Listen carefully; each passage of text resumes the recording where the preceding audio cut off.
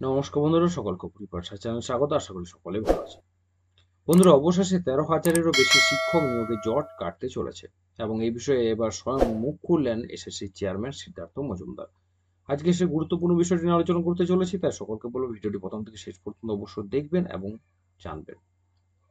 2014 সালে শুরু হয়েছিল নিয়োগ প্রক্রিয়া। দীর্ঘ 9 বছর কেটে গেলেও উচ্চ প্রাথমিকের শিক্ষক নিয়োগ হয়নি। তবে এবার কাটতে চলেছে উচ্চ প্রাথমিকের জট। সেক্ষেত্রে 13,000-এরও বেশি শিক্ষক নিয়োগ হবে রাজ্যে।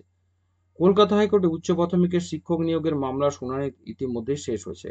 এবার রায় দেওয়ার পালা। মনে করা হচ্ছে উচ্চ প্রাথমিক স্কুলের শিক্ষক নিয়োগ সংক্রান্ত জট আগস্টেই কাটতে চলেছে। সেক্ষেত্রে স্বস্তি পাবে বহু বছর ধরে অপেক্ষায় থাকা বহু চাকরি প্রার্থী। আগামী 10 থেকে 11 আগস্ট নাগাদ আপার প্রাইমারি মামলার সংক্রান্ত চূড়ান্ত রায় দেবে কলকাতা হাইকোর্টের ডিভিশন বেঞ্চ।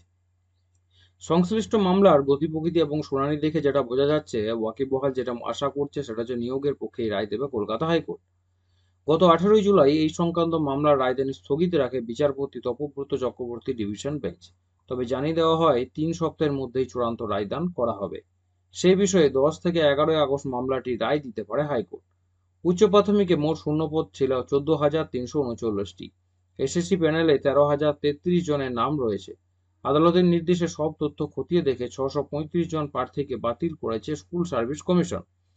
এর মধ্যে 559 জনের ক্ষেত্রে ওএমআর সিট এবং সার্ভারে প্রাপ্ত নম্বরে গরমিল ধরা পড়ে। 74 জনের ওএমআর সিট হোয়াইট না দিয়ে সংশোধন করা হয়েছিল, সেই বিকৃত ওএমআর সিটগুলিও বাতিল করা হয়েছে। আর বাকি দুজনের ক্ষেত্রে বিষয় সংক্রান্ত কিছু গরমিল ছিল। এ প্রসঙ্গে এসএসসি চেয়ারম্যান সিদ্ধার্থ মজুমদার বলেন যে, আশা করছি 10 থেকে 11 আগস্ট রায়দান হবে। আদালত যদি বলে ওই 635 জনকে বাদ দিয়ে নিয়োগ করতে, তবে তাই করা হবে। তবে এবার এটার একটা ফয়সলা হবেই।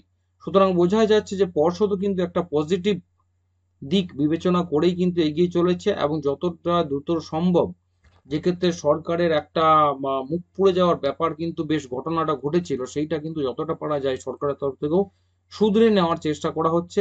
তাই যত দ্রুত সম্ভব এই আপার প্রাইমারি নিয়োগ কিন্তু করতে চাইছে এবার সরকার। আসছি পরে ভিডিও নিয়ে। সকল কি বলবো, যে চ্যানেল নতুন, চ্যানেলটিকে অবশ্যই সাবস্ক্রাইব করবেন, শেয়ার করতে ভুলবেন না, নোটিফিকেশন বেলটা অবশ্যই অন করে রাখবেন, ভিডিও করে লাইক করবেন। সকলে ভালো থাকবেন, সুস্থ থাকবেন।